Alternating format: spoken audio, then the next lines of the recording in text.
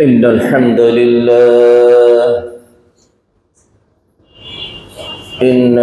لله نحمده ونستعينه ونستغفره ونؤمن به ونتوكل عليه ونعوذ بالله من شرور أنفسنا ومن سيئات أعمالنا من يهده الله فهو المهتدي فلا مضل له ومن يضلله فلا هادي له ونشهد أن لا إله إلا الله وحده لا شريك له ونشهد أن محمدا عبده ورسوله يا أيها الذين آمنوا اتقوا الله حق تقاته ولا تموتن إلا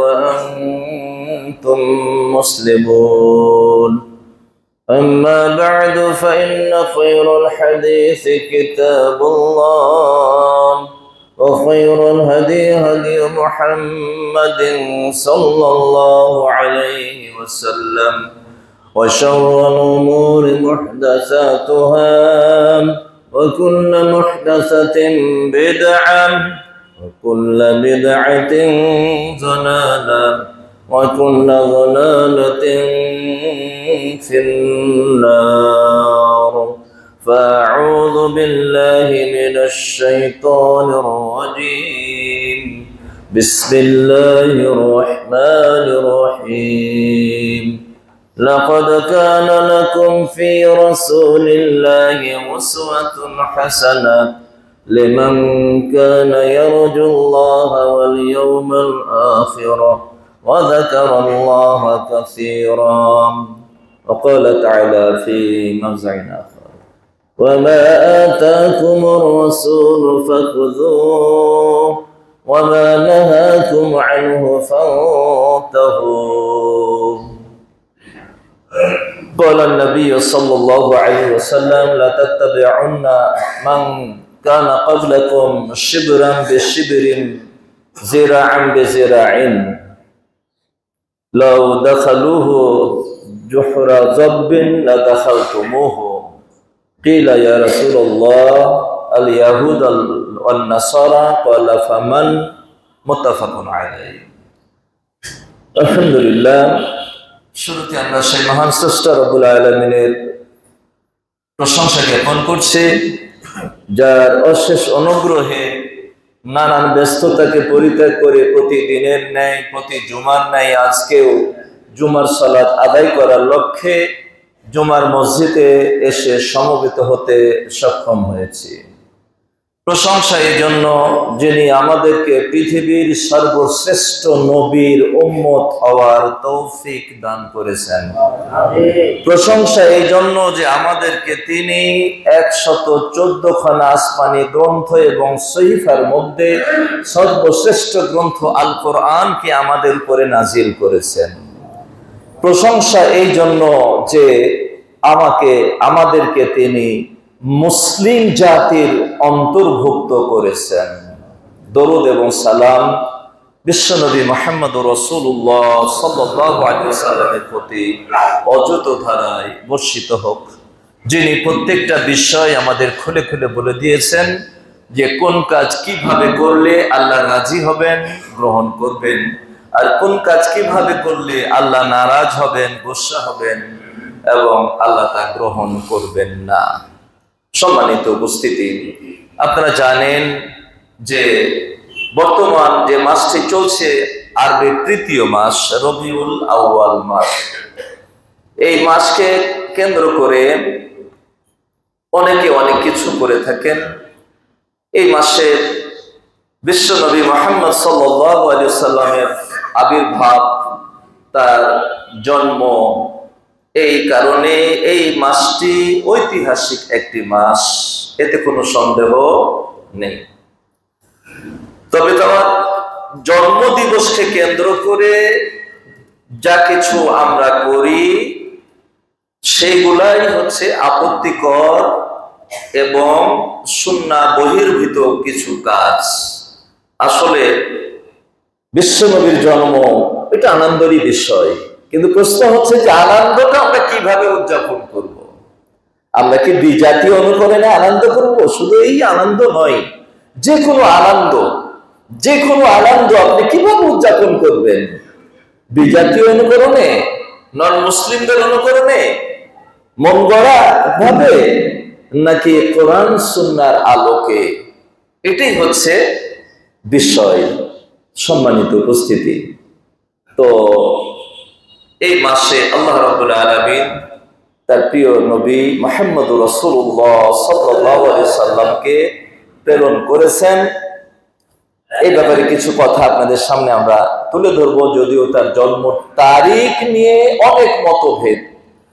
এই বিষয়টা এখন সবাই মোটামুটি আমরা জানি, তারপরে যেহেতু প্রতি বছর আসছে কিছু কথা আমাদের বলতে হয়, একই কথাই আমাদের বারে বারে বলতে হয় মানুষকে, একটু মানুষের মনে একটু জাগরণ সৃষ্টি করার জন্য, যে তার জন্মের বার নিয়ে কোনো সন্দেহ নাই যে তিনি সোমবার জন্মগ্রহণ করেছেন, কিন্তু তার ডেট নিয়ে অনেক ইখতিলাফ, অনেক মতপার্থক্য, অনেক মতভেদ, এবং সবচাইতে দুর্বল মত হচ্ছে 12 রবিউল আউয়াল। এর কোনো ভিত্তি নাই। আপনি সেই পূর্বের যুগের রাসূলের জীবনী যদি একটা আছে, নামটা ভুলে গেলাম, তার থেকে একবারে রাহিকুল মাখতুম পর্যন্ত মনে আসবে, আমি বলে দিব। মানে প্রথম দিককার রাসূলের জীবনী আর এই যুগের সর্বশ্রেষ্ঠ রাসূলের জীবন গ্রন্থ আর রাহিকুল মাখতুম, এর মধ্যে যত বই আছে উল্লেখযোগ্য ভালো লেখক এবং গ্রহণযোগ্য লেখকদের রাসূলের জীবনীর উপরে কোনটাতে আপনি 12 রবিউল আউয়াল পাবেন না। সেটা হচ্ছে সোমবার। ইতিহাসবিদ পরীক্ষা নিরীক্ষা করে দেখেছেন 9 তারিখ ছাড়া সোমবার আর পাওয়া যায়নি। অতএব 9 তারিখের মতামতটাই হচ্ছে মজবুত, আর 12 তারিখের মতামতটার কোনোই ভিত্তি নাই, এর কোনো ভিত্তি নাই। অথচ এই 12 তারিখ নিয়ে সরকারি ছুটি পর্যন্ত ঘোষণা হয়ে যায়। আর সবচেয়ে বড় কথা হচ্ছে যে রাসূল আমাদের সবচেয়ে বড় এক নিয়ামত। আমরা যে শেষ নবীর উম্মত হতে পেরেছি, এর চাইতে বড় নিয়ামত আর কিছু নাই। অবশ্যই এটা নিয়ামত, তার আগমনে আমাদের মন খুশি হবে, মুমিনের মন খুশি হবে, এটাই বাস্তবতা। তো আমাদের করণীয় গুলা কি করব আর কি করব না, এই বিষয়গুলো আমাদের আলোচনায় আজকের আসবে ইনশাআল্লাহ। সম্মানিত উপস্থিতি, প্রথমে আল্লাহ রাব্বুল আলামিন বলছেন, দেখেন লাকাদ কানা লাকুম ফি রাসূলিল্লাহি উসওয়াতুন হাসানাহ, যে তোমাদের জন্য রাসূলের জীবনে সর্বোত্তম আদর্শ রয়েছে। তার জন্য লিমান বলছে রাসূলের জীবনে, রাসূলের আদর্শকে, এবং রাসূলের জীবনের মধ্যে সর্বোত্তম আদর্শ রয়েছে, এটা কারা গ্রহণ করবে, এটা কারা মেনে নিবে? লিমান। এখানে বলা হচ্ছে লিমান কানা ইয়ারজুল্লাহ, যে আল্লাহকে পেতে চায়। অর্থাৎ আল্লাহকে পেতে চাইলে রাসূলের আদর্শের কোনো বিকল্প নাই। জান্নাত পেতে চাইলে রাসূলের আদর্শের কোনো বিকল্প নাই। তো বলছে লিমান কানা ইয়ারজুল্লাহ, যে আল্লাহকে চাইবে, ওয়াল ইয়াউমাল আখিরা, এবং আখিরাতকে চাইবে। আখিরাত এবং আল্লাহর যে প্রত্যাশা রাখে, অর্থাৎ যে নিজেকে মুমিন বলে পরিচয় দিবে, যে নিজেকে মুমিন বলে পরিচয় দিবে, তার রাসূলের আদর্শকে উত্তম আদর্শ বলে নিজের জীবনে বাস্তবায়িত করা ছাড়া এর আর কোনো বিকল্প পথ নাই। মান আতানি ফাদাখালাল জান্নাহ, জান্নাতে যাওয়ার একটি পথ যে রাসূলের পথ। রাসূল বলছেন, যে আমার অনুসরণ করবে সে জান্নাতে যাবে। অন্য জায়গাতে আল্লাহ রাব্বুল আলামিন বলছেন যে যে আল্লাহর ভালোবাসা পেতে চাই, আল্লাহকে ভালোবাসতে চাই, এবং নিজের গুনাহগুলোকে ক্ষমা করিয়ে নিতে চায়, তাকে আমার অনুসরণ করতে হবে। কুল ইন কুনতুম তুহিব্বুনাল্লাহ ফাত্তাবিউনি, তাহলে আমারই অনুসরণ করতে হবে। রাসূল সাল্লাল্লাহু আলাইহি সাল্লাম তিনি আদর্শ, কার জন্য আদর্শ? গোটা বিশ্ববাসীর জন্য তিনি আদর্শ, তিনি সকলের জন্য আদর্শ। আপনি যে হন না কেন, আপনি যদি বাবা হন তাহলে রাসূল আপনার জন্য উত্তম আদর্শ। আপনি যদি শ্বশুর হন তাহলে হযরত আলী রাদিয়াল্লাহু তাআলা আনহুর শ্বশুর মুহাম্মদুর রাসূলুল্লাহ সাল্লাল্লাহু আলাইহি সাল্লামের আপনার জন্য উত্তম আদর্শ। আপনি যদি বড় নেতা হন তো বিশ্বনবী মুহাম্মদ সাল্লাল্লাহু আলাইহি সাল্লাম আপনার জন্য আদর্শ। আপনি যদি সিপাহসালার হন তাহলে বদর, উহুদ, খন্দক যুদ্ধের সিপাহসালার মুহাম্মদুর রাসূলুল্লাহ সাল্লাল্লাহু আলাইহি সাল্লাম আপনার জন্য আদর্শ। আপনি যদি শিক্ষিত হন আপনার জন্য আদর্শ। আপনি যদি টিচার হন তাহলে বিশ্বনবী মুহাম্মদ সাল্লাল্লাহু আলাইহি সাল্লাম আপনার জন্য আদর্শ। আসহাবে সুফফার উস্তাদ, শিক্ষক বিশ্বনবী মুহাম্মদ সাল্লাল্লাহু আলাইহি সাল্লাম। আপনি যেই হন না কেন রাসূলের মধ্যে আপনার আদর্শ আপনি খুঁজে পাবেন। আপনি যদি ছোট হন তবু আপনি তার মধ্যে আদর্শ পাবেন, ইনসাফ পাবেন। মা হালিমা নিয়ে গেলেন, মা হালিমার আরো একটা সন্তান ছিল, কয়েক সন্তান। তো বিশ্বনবী মুহাম্মদ সাল্লাল্লাহু আলাইহি ওয়াসাল্লাম আমরা যতটুকু জানি যে একটা স্তন থেকে দুধ পান করতেন, আর একটা তো মুখ লাগাতে না। আল্লাহু আকবার, ইনসাফ কাকে বলে, তাই না? আপনি যদি যুবক হন, এই যৌবন কালের এই শক্তি দিয়ে যা চাইবে তাই করতে পারবে। এই শক্তি দিয়ে ভালো করতে পারে, আবার এই শক্তি দিয়ে মন্দ করতে পারে। এই শক্তি দিয়ে সে জান্নাতের প্রাসাদও নির্মাণ করতে পারে, আবার এই যৌবনকালের শক্তি দিয়ে জাহান্নামের কঠিন গর্ত সে তৈরি করতে পারে। সে ভালো করতে পারবে, মন্দ করতে পারবে। তো আপনি যদি যুবক হন, বিশ্বনবী মুহাম্মদ সাল্লাল্লাহু আলাইহি ওয়াসাল্লাম যৌবনকালে কি করেছেন? হিলফুল ফুজুল নামক একটি সংগঠন তিনি করেছিলেন।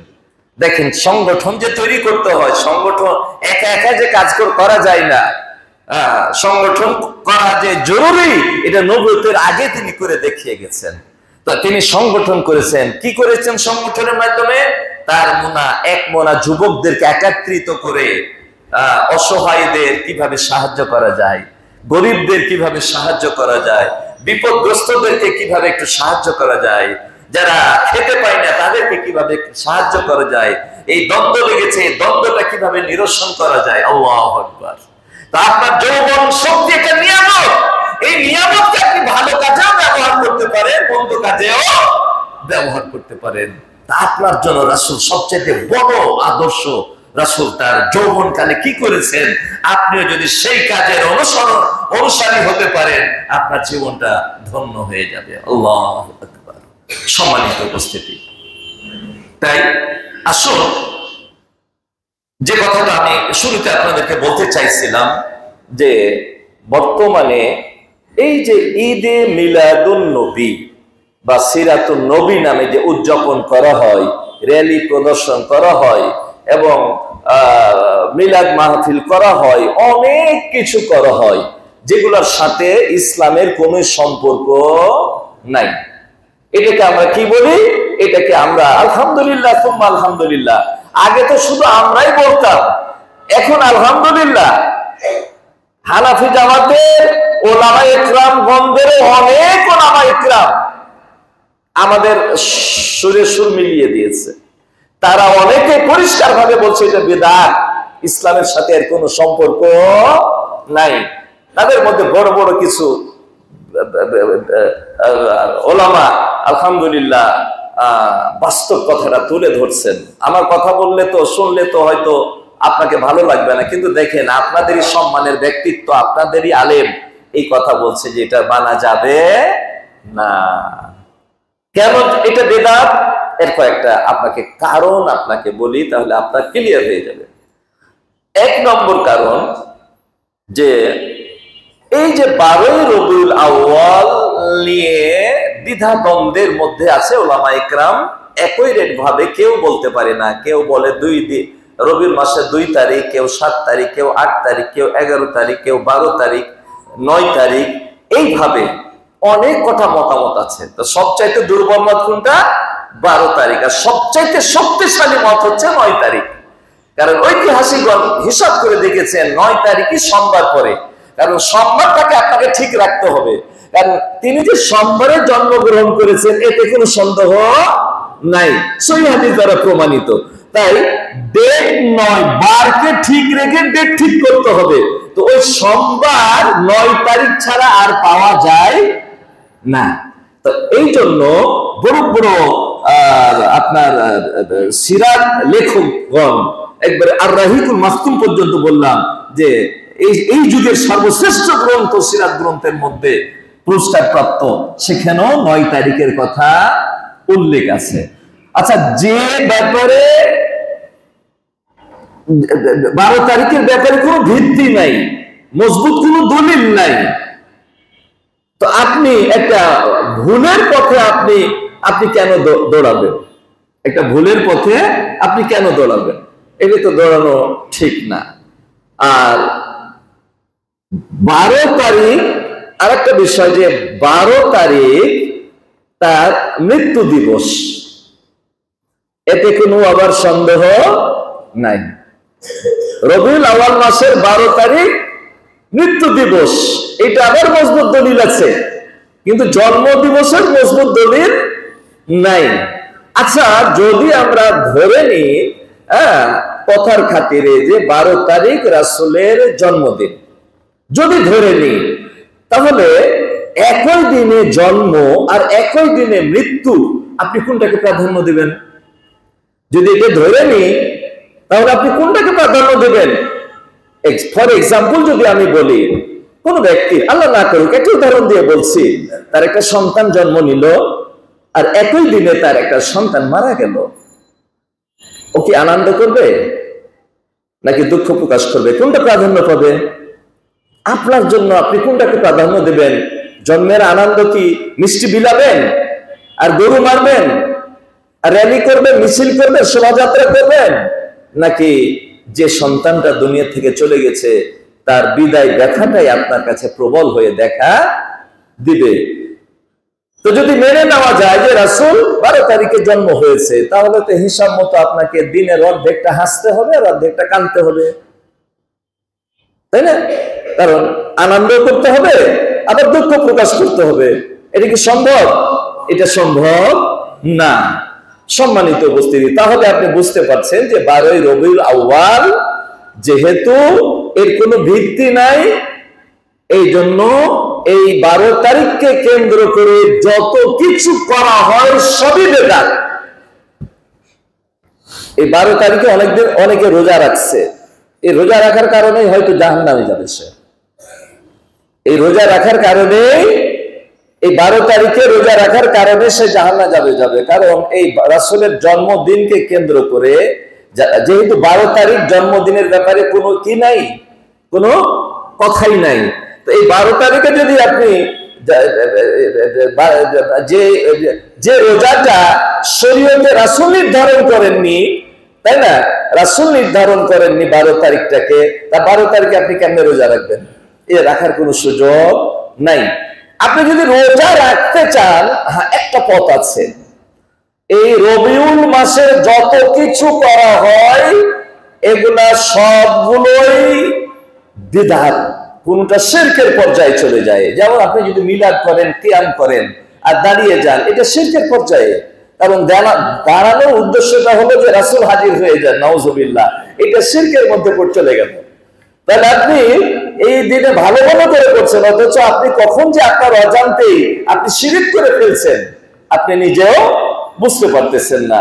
সম্মানিত উপস্থিতি, তো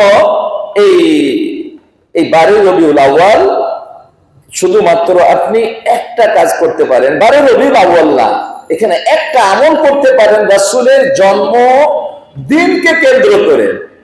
সেটা কি? যে রাসূল যে সোমবার জন্মগ্রহণ করেছেন এতে কোনো সন্দেহ নাই, সহিহ হাদিস দ্বারা প্রমাণিত।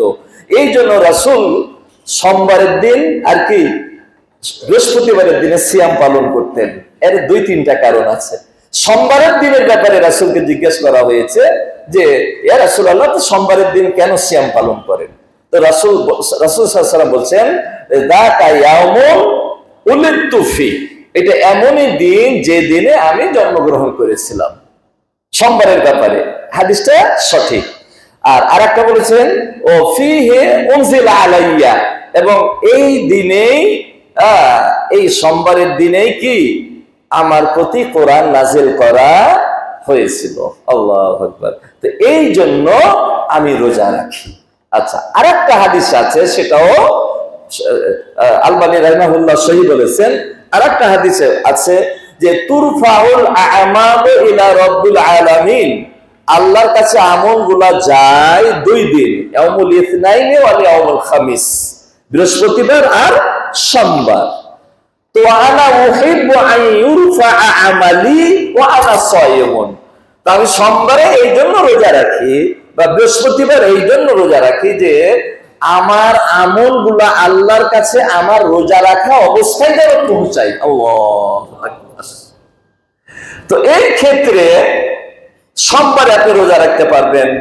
তো সোমবারে রোজা রাখতে পারবেন, এটা সোমবার আর বৃহস্পতিবারে একটা সহিহ হাদিসে প্রমাণিত। এই জন্য কিন্তু আপনি 12ই রবিউল আউয়াল আপনি রোজা রাখছেন, অথচ 12ই রবিউল আউয়ালের রোজা রাখার ব্যাপারে কোনো হাদিস নাই, রাসূল করেননি, সাহাবায়ে কেরাম করেননি। এবং ওই দিনের ব্যাপারে তো সোমবার তো 12 রবিউল আউয়াল হবে না, 9 তারিখ পড়েছে। তো এখন তো 9 তারিখেই যে সোমবার পড়বে বিষয়টা কিন্তু তাও না। যেমন আজকে কয় তারিখ? রবিউল আউয়াল মাসে 9 না 10 তারিখ সম্ভবত। তো আজকে 10 তারিখ, কালকে পড়বে 11 তারিখ। তাহলে তো আপনার সোমবার এই মিলবে না, 9 তারিখে যে সোমবার মিলবে তা তো মিলবে না। আর সন্দেহের বশীভূত কোনো আমল করা যাবে না। এটা রমাদান মাসের রোজাতে আমরা হাদিসটা শুনেছি যে সন্দেহের দিনে রোজা রাখার আদেশ দেয় না। আকাশে মেঘ, যদি চাঁদ উঠে যায় তাহলে রোজাটা ধরেই নি। এই সন্দেহ করে যে রোজা রাখবে ফাকাদাত আশা আবুল কাসেম, সে আবুল কাসেম মানে মুহাম্মদ সাল্লাল্লাহু আলাইহি সাল্লামের নাফরমানি করলো, অবাধ্যতা করলো। এই জন্য এই 12ই রবিউল আউয়ালকে কেন্দ্র করে রোজা রাখার কোনো সুযোগ পাবেন না। আচ্ছা, তাহলে এটা গেল 1 নম্বর কারণ। আর একটা কারণ আপনাকে আমি বলি। 2 নম্বর কারণ হলো যে এটাকে কেন বেদাত বলা হয়। আচ্ছা, এই রাসূল সাল্লাল্লাহু আলাইহি ওয়াসাল্লামের জন্মকে কেন্দ্র করে সাহাবায়ে কেরাম বা রাসূল নিজেই কি কোনো আনুষ্ঠানিকতা করেছিলেন? উত্তর কি না। সাহাবায়ে কেরাম করেছিলেন? না, করেননি। তো এই ব্যাপারে এভাবে বলা হয় যে কেন করেননি? সাহাবীর চাইতে, খোলাফায়ে রাশিদিনের চাইতে রাসূলকে ভালোবাসবে এখনকার লোকের, এখন এই যুগের লোকে এটাকে সম্ভব না, এটা সম্ভব না। রাসূলকে যে ভালোবাসতেন তারা, আল্লাহু আকবার, রাসূলকে বাঁচানোর জন্য নিজের শরীরে তীর 80টা পর্যন্ত আবু তালহা গ্রহণ করেছে রাসূলকে উহুদের যুদ্ধে ঢাল হয়ে পাহারা দিয়ে। আল্লাহু আকবার। নিজের জীবন চলে যায় কিন্তু রাসূলের শরীরে যেন একটু আঘাত না লাগে। এই হলো ভালোবাসা।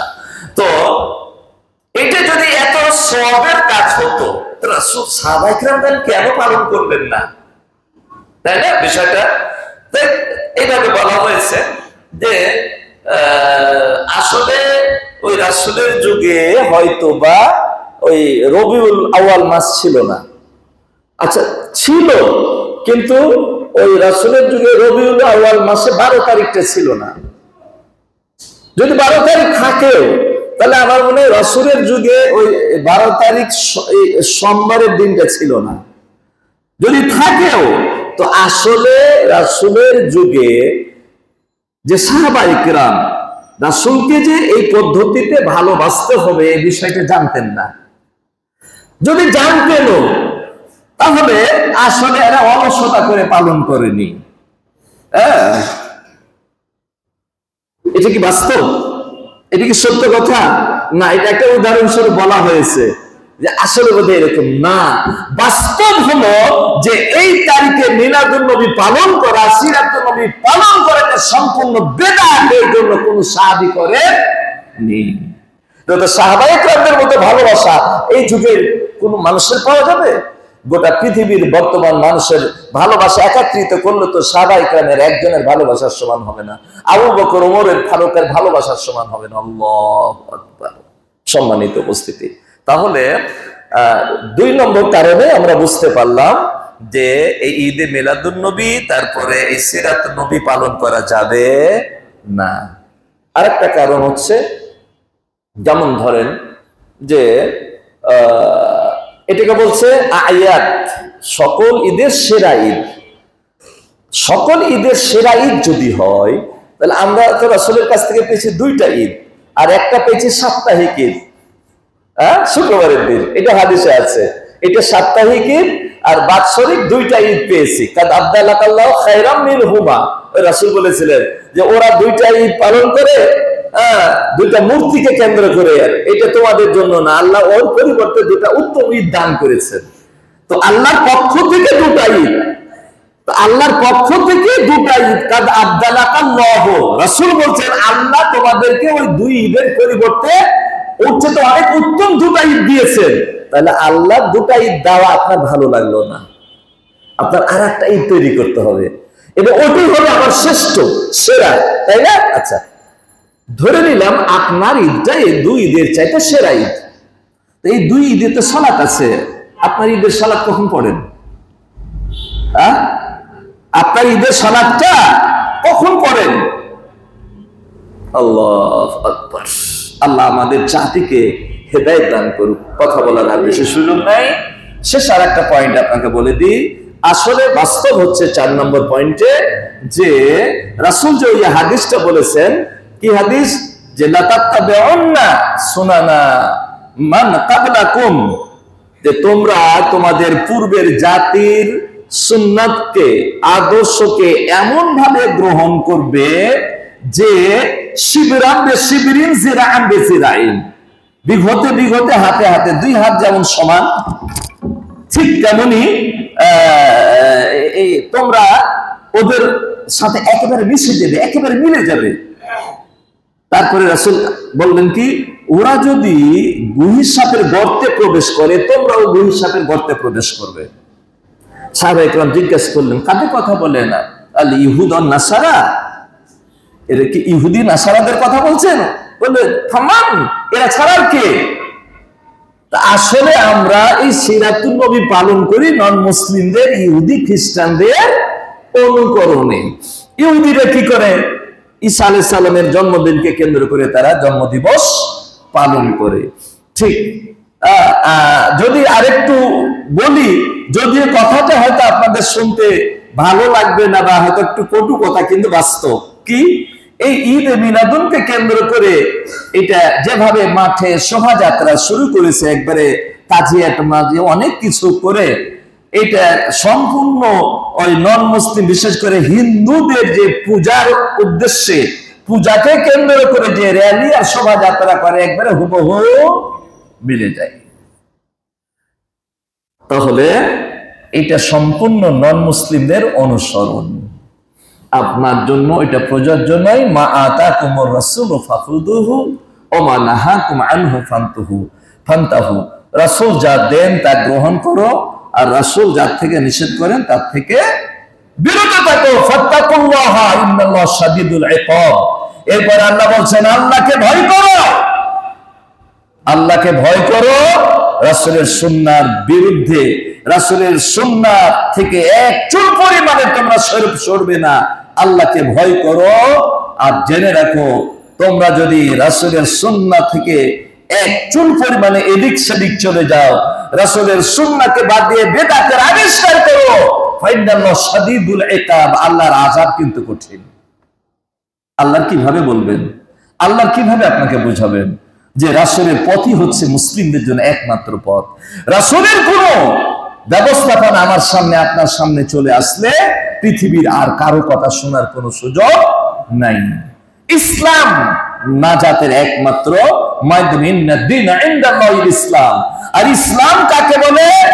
আল্লাহর ফরমান কোরআন আর রাসূলের ফরমান, কোরআন আর হাদিস। ক্বাল আল্লাহ ওয়া ক্বালার রাসূল, এই দুটির বাইরে ইসলাম নাই। যে কোনো আমল আপনাকে এই দুটির সঙ্গে আপনি মিলাবেন, যদি মিলে গেল আলহামদুলিল্লাহ, আর যদি না মিলে ওর রূপরেখা যত সুন্দরই হোক ওকে ছেড়ে ফেলে দিতে হবে।